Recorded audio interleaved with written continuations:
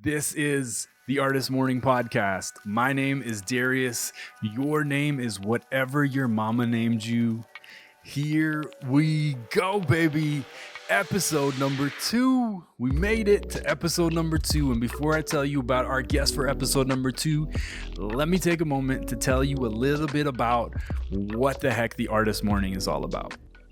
The Artist Morning is a community of artists, creators, meditators, really anybody who believes there is something inside their heart that is longing to be expressed. The Artist Morning Podcast, this thing, is additional support for our community of creators. It's a deeper dive where I get to find my favorite artists, creators, spiritual teachers, and have conversations with them and hear their stories and pull practical, tactical insights from them that you and I can use to continue creating awesome stuff. On today's show, let me tell you about our guest. Let me pull my notes up so I get it right. Some of you might know our guest as Rory Gilmore's dad from the Gilmore Girls. Yes, I watch the Gilmore Girls. Yes, I like the Gilmore Girls. Yes, I know I am not the typical demographic of the Gilmore Girls. My point is, besides being an actor in TV shows like the Gilmore Girls or Private Practice or films like Under The Tuscan Sun, our guest David Sutcliffe is also a certified core energetics and radical aliveness practitioner. That, you see, is where I met Dave. 2 years ago, I met Dave at his incredible event called Artist Warrior King. It's a 2-day intensive for men. Those 2 days sincerely rocked my world in such a beautiful way. Dave and our group of guys taught me so many things, one of which they taught me how to access deeper parts of me that I guess thought didn't exist anymore. He also helped me heal parts of me that were older and long overdue for some loving. And I think most importantly, Dave and his framework showed me that there is a fire inside of me. These so-called darker energies, these shadow parts like anger and rage that most of us push aside, for me was like that, there's no use in that. Dave so beautifully was able to show me that there's use for all of me. And if I can find a healthy and safe way to channel that energy, it not only can help lighten me, heal me, enrich my relationships, it is also a force when used towards creative endeavors. I'm so excited to share this podcast with you and share my conversation with Dave Sutcliffe. That's enough for the intro. Let's jump right in, baby. Episode number 2. Here we go.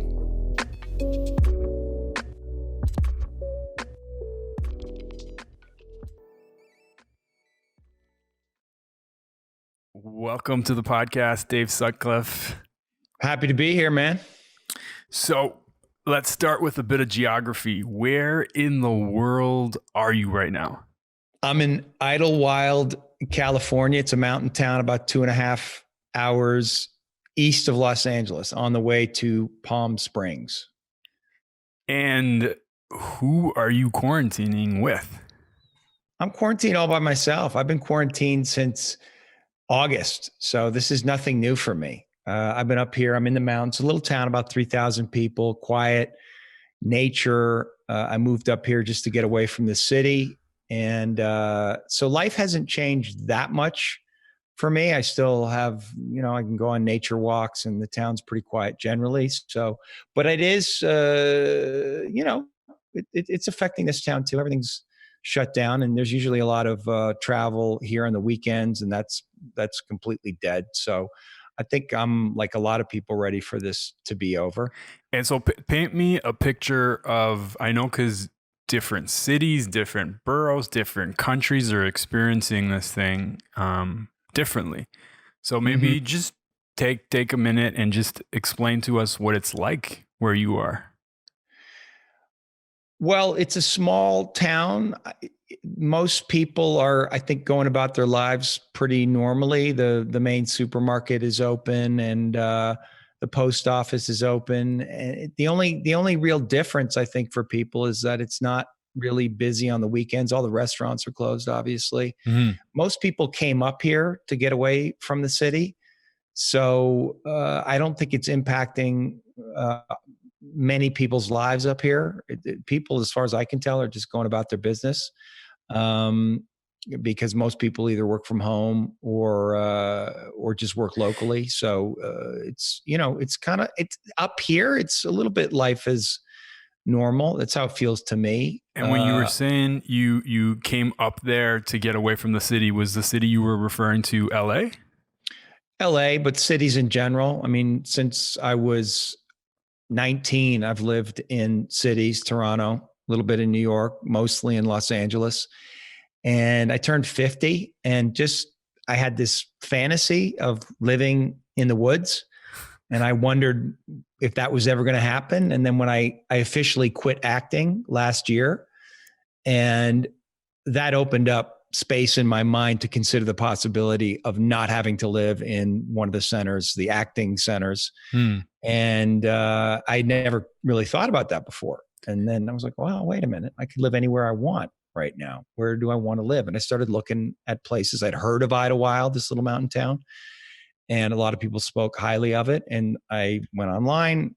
I saw a place for rent. I came up, I looked at it, and that was it. It all happened very, very quickly. And I've been up here since August. I think I'm going to renew the lease for another year. I don't know if I'll be up here forever, but definitely living in the woods for a period of the year, I think is going to be part of my routine moving forward. And so you mentioned acting, and I know some people watching will know you from your acting career. You've directed. I first saw you on Gilmore Girls. I don't know if I've ever said that out loud. I don't know. What are you doing watching Gilmore Girls? You know what? This is a good question. I started watching it like a couple of years ago when I was editing photos. It was just something nice to have up, and I dug it, man. I can't explain it. I'm not exactly the demographic for Gilmore Girls, but I liked it. And so people know you from TV, from directing, from films. And I want to introduce them, if they haven't met, this other side of you, which was a side that has deeply impacted my life personally. That's good to hear. The somatic practitioner, the coach, the mentor of men. And so maybe if you can take a minute to explain to us some of the work you're doing in that space, in that part of your life. Yeah, I'm a core energetics / radical aliveness practitioner. So when I was about 15 years ago, I went to a workshop up at the Esalen Institute in Big Sur, California, and was introduced to this work and fell in love with it immediately, and didn't know that it was going to fully take over my life. But I started going to all kinds of workshops, ended up going to the training program, graduated 4 years later, and now this is what I'm doing. Core energetics is a somatic psychotherapy, somatic meaning of the body. So in the simplest terms, I just help people feel their feelings. And I had been going to therapy since my mid-20s and got a lot out of it. But I wanted to feel, and there was something about just the talking, which again was useful, but I wanted to go deeper. And this work, it uses different physical techniques, really allowed me to go all the way into my feelings. And once I started to feel everything inside me, I realized how many distortions I had and how releasing these feelings was really beneficial to me. To me, the work is really about freedom. And so the question that I hold in my mind when I'm working with people is, what is it that you're unwilling to feel? Because if you're unwilling to feel something inside yourself, that's definitely going to be stopping you in life. And so what about people watching or listening to this and they're like, I don't feel that much, like I don't need this. I'm okay. I've got my feelings and there's nothing else there. I mean, that's fine. It's people can do whatever they want to do. I mean, people are called to this work, usually like me, where they feel they're stuck and they don't know why, and they have a hard time getting to it. And so, I believe that human beings all feel very strongly, and people who say they don't feel are probably just cut off from those feelings. I mean, we all had to adapt in different ways as children, but if you look at children, they all have incredibly strong feelings, and they're very, very expressive. And we all have to grow up, and we can't just express our feelings in every moment, but we have to integrate them. But cutting off from our feelings is not healthy. It's not good for us. So it's really just about that. It's working. I work a lot with trauma, and that's a loaded word, obviously, but we all have trauma to some degree. And that trauma is stuck in our body. And so part of the work that I do is help people liberate all the feelings that are stuck in their bodies, things from childhood, ways that they had to shape themselves to survive, to fit into their environment. So I've attended 2 of your workshops, and I'm not just blowing smoke up your ass. Like, they made a massive impact in my life. And after the first one, I shared the video, your video for your website and the program, the 2-day men's program, Artist Warrior King, with a few men. And actually I shared it just online. So a few men reached out and talked to me. Some of them, came, and others, people that I love and respect were just like, why would you do this shit? Like, why are you drumming this stuff up? What's the point of that? Yeah. Like, why wouldn't you focus on the positive? This sounds overly sensitive and dramatic. And I'm wondering if you've ever come across that, and what would your response be to that? No, I think it's a legitimate concern. I think when any kind of therapy, it's very easy to get stuck in the past and stuck talking about what happened in your childhood and constantly deconstructing it and not actually moving forward. And I think that can be a blind spot in the work that I do. My philosophy on it is we have to clear the past. We're trying to undo some things. We're trying to free you up to move forward. But ultimately, I do want to help people develop skills so that they can thrive in their life moving forward. But we have all kinds of unconscious belief systems and ways of being that we need to be made aware of, and how they function inside us. It's like we're all to some degree locked inside some kind of matrix, some kind of belief system that's from our childhood, the way we had to adapt. So we have to undo that first in order to move forward, in my opinion. Otherwise, you're just going to keep coming up against the same thing over and over again. And I think that's what happens to me. That's what drew me to the work. Yeah. Is I realized I was in this repeating pattern. I mean, I was having a fight with my girlfriend, and halfway through the fight, I was like, I've had this fight with every girlfriend I've ever had. I'm literally saying the same thing. It's not her, it's me. Yeah. I'm the one. What is going on here? What is this pattern? And that's what led me to the therapy to figure out, because I was deeply unconscious. And that scared me. I'm unconscious. It means like I'm robotic. I'm not free. Yeah. So that was really the impetus for me to go into it. And obviously not everybody's going to go as far as I did, but I think the work can help people, even if you just get this notion that there's things inside you that you don't know about that are impacting your life. That just that idea, I think, is important to understand, and it's humbling.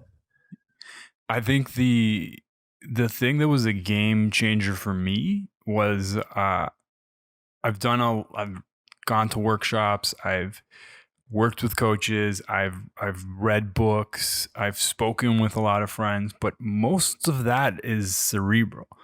You get caught in your head, and then your head convinces you that there's no issue anymore, or like push it away. Your thing was like, cool, we're going to talk a little. It's like 10, 20%, maybe less talking. And it's like, let's move that energy. And I'm like, what do you mean move that energy? And then there's a series of exercises, and it's so intuitive, and you're so intuitive.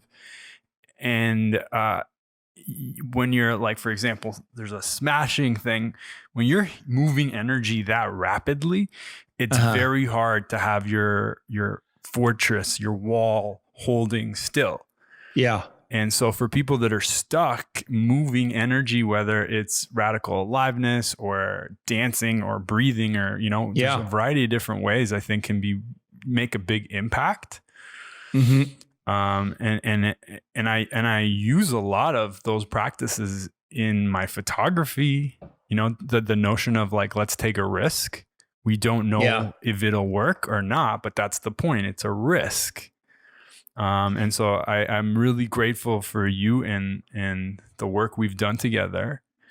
And one of the reasons I wanted to bring you onto this podcast is because you also introduced me to this notion of like those shadow selves and those shadow parts, those messy, more hidden parts of ourselves that we have become really good at hiding away.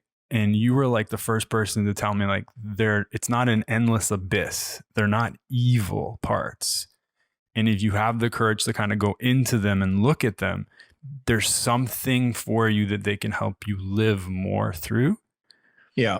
And I'm seeing with everything that's going on in the world right now, a lot of people's shadow parts coming up.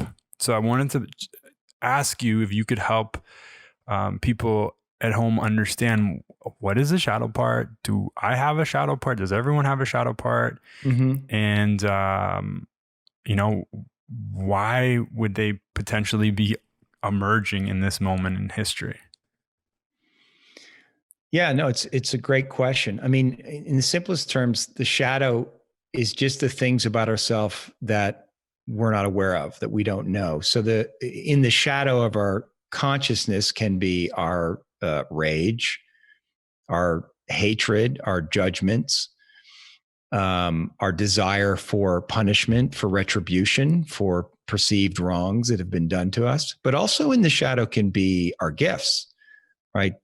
Our love, things about ourselves. Often people are ashamed of the most sacred parts of themselves.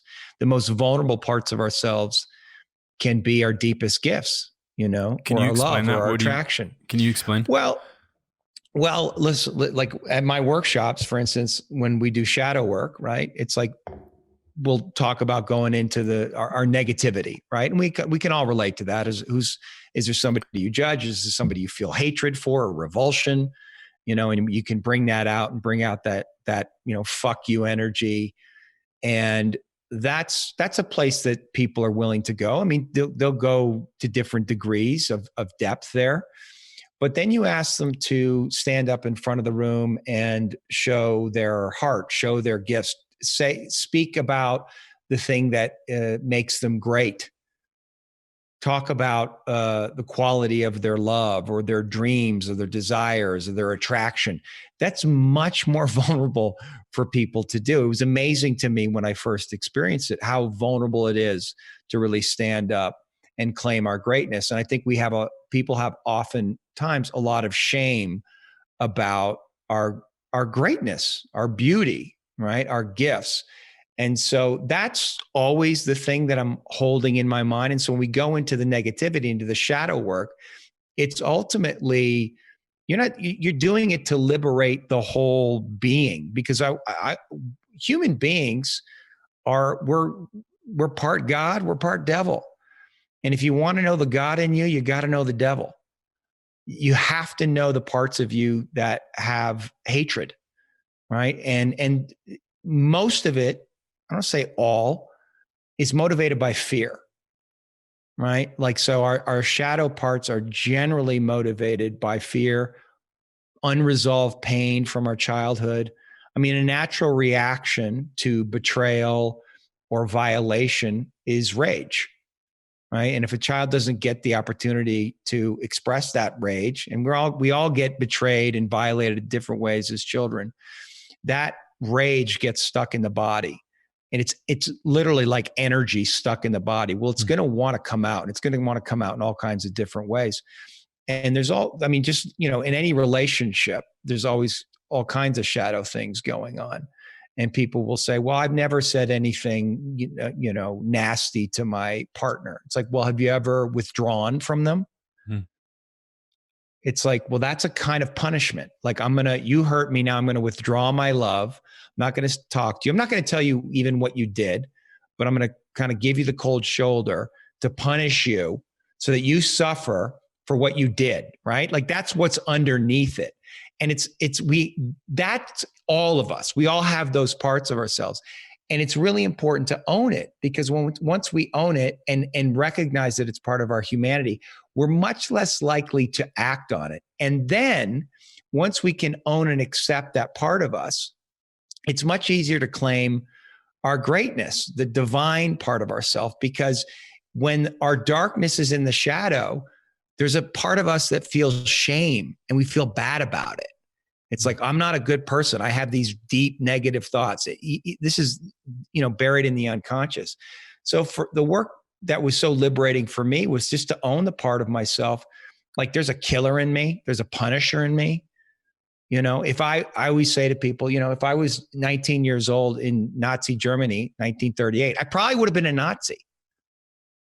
I mean, it's easy for me to say, I would have been one of the ones who didn't join up, but no, that's probably not true. I probably would have been a Nazi. That's inside me.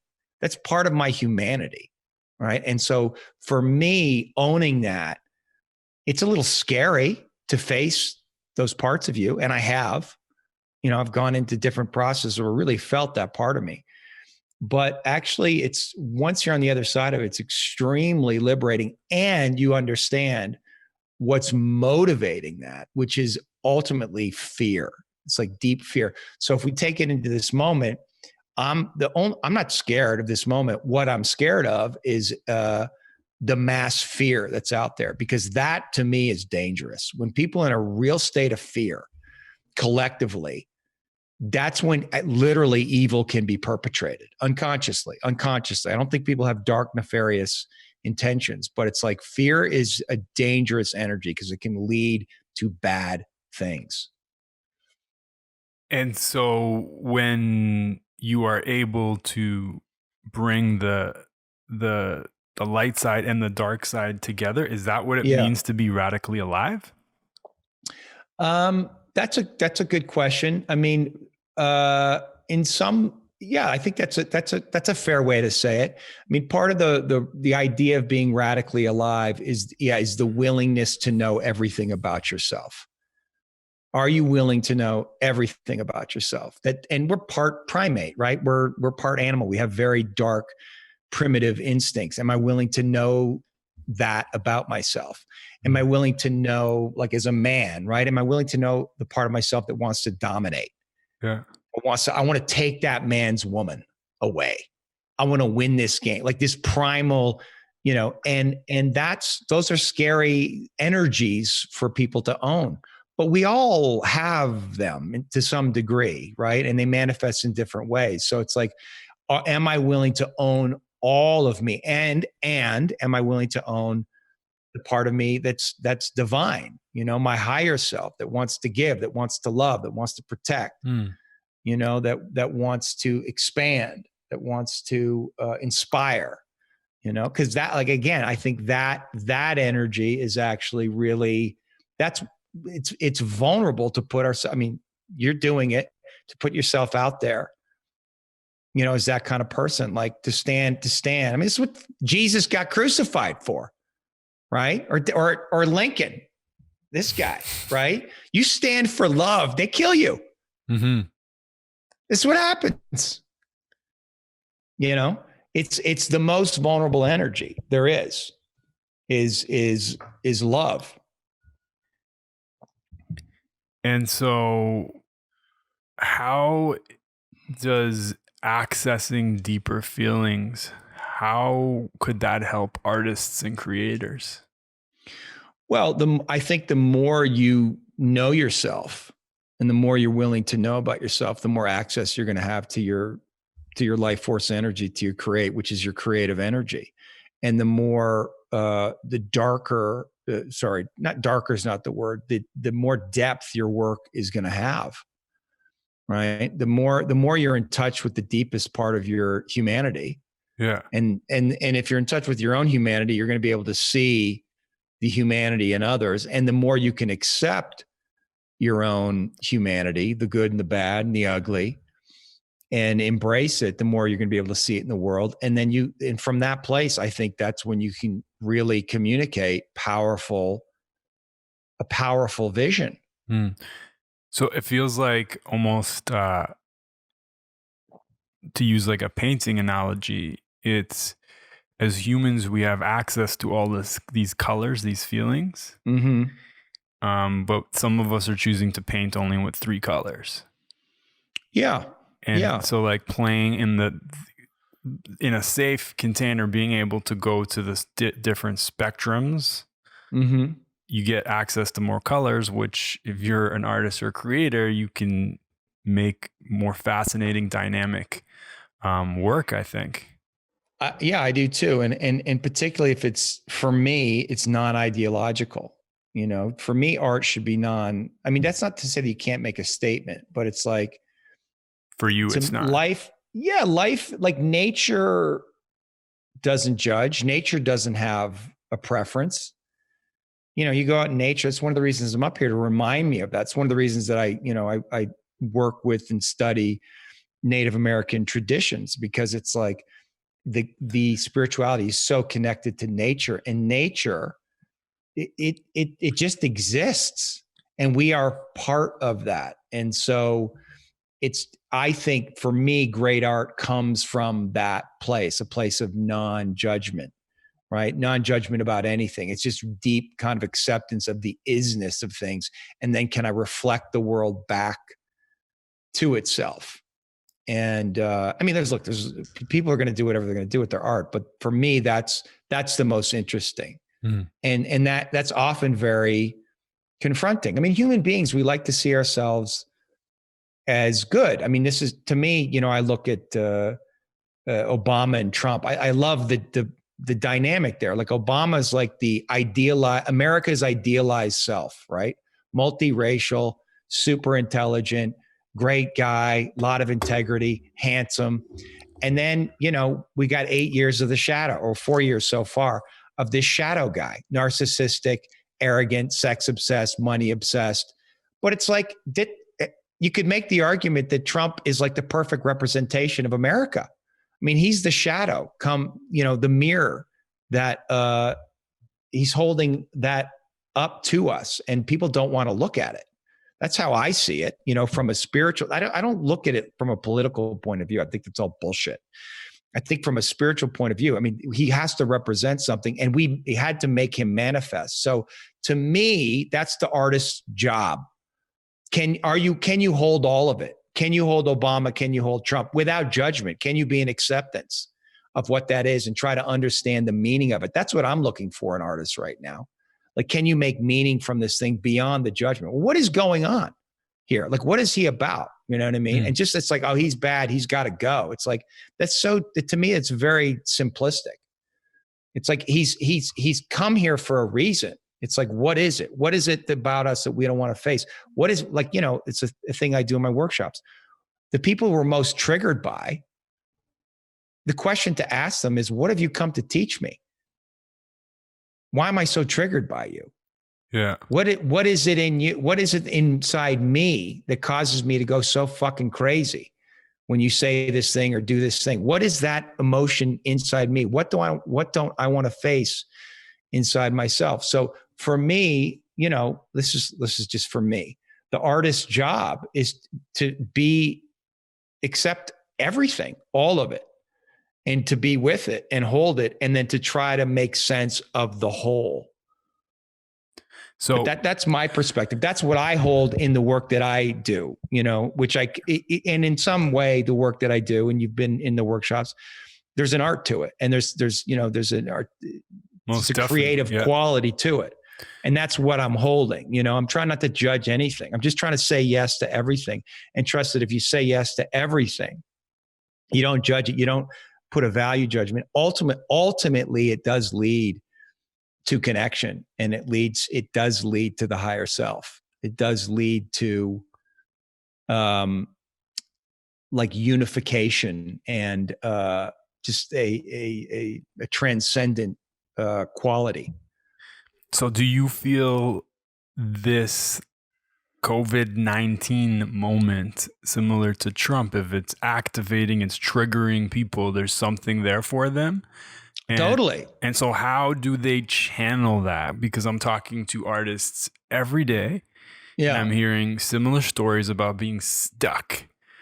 And if you dig a little, if you just observe, under the stuck is a rumbling, a deep rumbling. Yeah. And so what can they do to boom? How do they let the energy come through in a productive way? Well, look, we're in the unknown, right? That's what this is bringing up. Nobody knows what the world is going to look like on the other side of this. There's going to be massive change. We can all feel that some shift is happening, that maybe some of the old structures, the internal and external, are going to be crumbling down. Like new things are going to want to emerge. And I think when we're in the unknown, you can't really plan things out. You can't really know. You just have to jump in and go. So my advice to all people, artists especially, but anybody who wants to start a business, it's like you have to trust your instinct, trust the impulse, like really feel into, if there's something that wants to come through you, like you have to believe in it. If you have an idea, if you have this thing that you want to create, this thing you want to do, and it's sticking with you, if it's staying in your mind, you can't get rid of it. I would say to people, it's your obligation to follow it. You've got to try to bring that into existence. And all you can do is the best you can, but you can't know what it's going to be. You're never going to know what it is exactly when you start. And for me, that's the hardest part about being an artist. And it's the thing that the work that I've done has taught me, is just enter in, learn to tolerate the unknown, learn to navigate it, and just follow the energy. Just trust that things are going to unfold in some kind of way that you can't possibly plan for.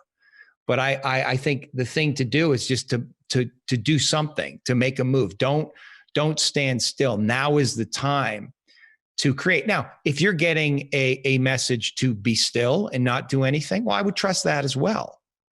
But for those who have this rumbling, right? And maybe what's underneath the rumbling is something that is going to provoke your friends. It might provoke your own belief system, confront all kinds of things. And people are scared of that. But I think a lot of the thinking is going to change. I think a lot of the systems are going to change. I think there's going to be a lot of upset. But I just say to people, just trust whatever wants to come. Don't try to make sense of things logically with your mind, because you're never going to, we can't do it right now.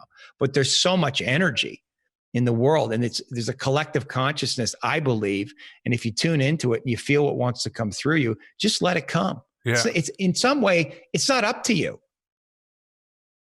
It's not up to you. You have to say yes to what wants to come through you and trust it and just let it flow through you. So it's up to the thing coming through you? Yeah. It's like, and you could call that surrendering to God, surrendering to your higher self, surrendering your creative energy, whatever label you want to put on it. but you got to get your ego out of the way, and any judgment you have about it out of the way, like any identity that you have around it as well. Like old identities, that's another thing that I think is happening. Like I can feel it in me. It's like there's an old way that I see myself. It's like it's not useful. And I don't know who this new person is that wants to emerge, in this new time and my new age and all of that. But it's like it's not really in a sense up to me. I just have to give over to it and let it happen. And so what if I don't want to? Well, then you have to honor that. Just feel the place I don't want to. I don't want to, like, own that. I don't want to change. I don't want to grow. I don't want to let it come through me. What's at risk? Real talk. What's at risk for the creators out there that are like, this scares me, I'm going to sit? I mean, look, just be honest with where you're at. That's fine. Because if you can own that I don't want to, eventually that no will lead you to yes. But you first have to own your no. But if you're rationalizing, if you're making excuses, if you're all up inside your head, I really feel right now it's evolve or die. That's how I feel. It's evolve or get left behind. And I feel this urgency inside me. Like if I don't take action, if I don't do this thing that I've been longing to do, do it now, I'm going to get left behind. I think things are going to happen very, very quickly.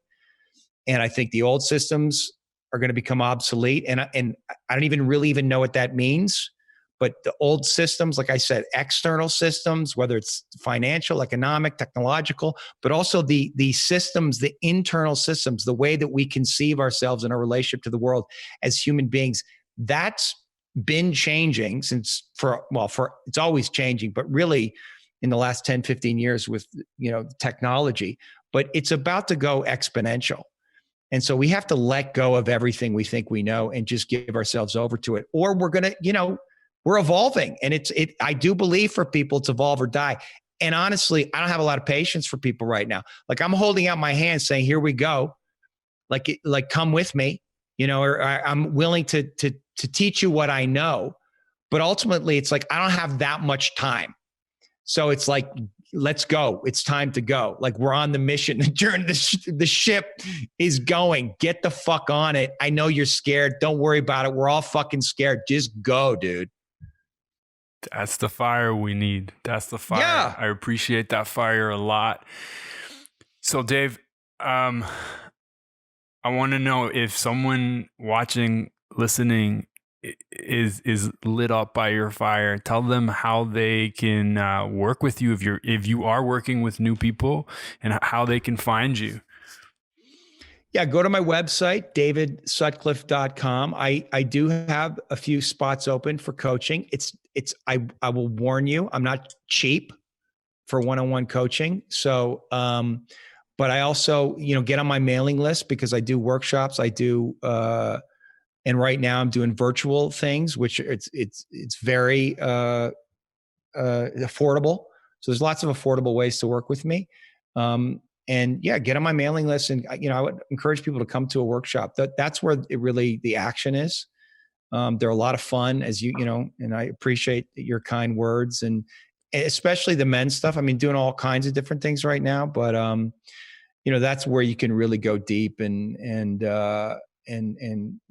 you can get in there and find out who you really are. You get messy quick. Yeah, you get messy quick. Yeah, it's fun. Yeah. Dave, thank you for your time, man. Yeah, man, thank you. I don't know when I will see you next, but I have a feeling it will be two different versions of us that will meet. Yeah. It's great to see your face, man. And it's great to connect. I hope I see you sooner than later. Yeah. Evolve or die. That's what I'm walking away with. Yeah, man. Okay. Thank you, Dave. Thanks for listening, everybody. And we'll put some links to where you can find Dave online. Peace.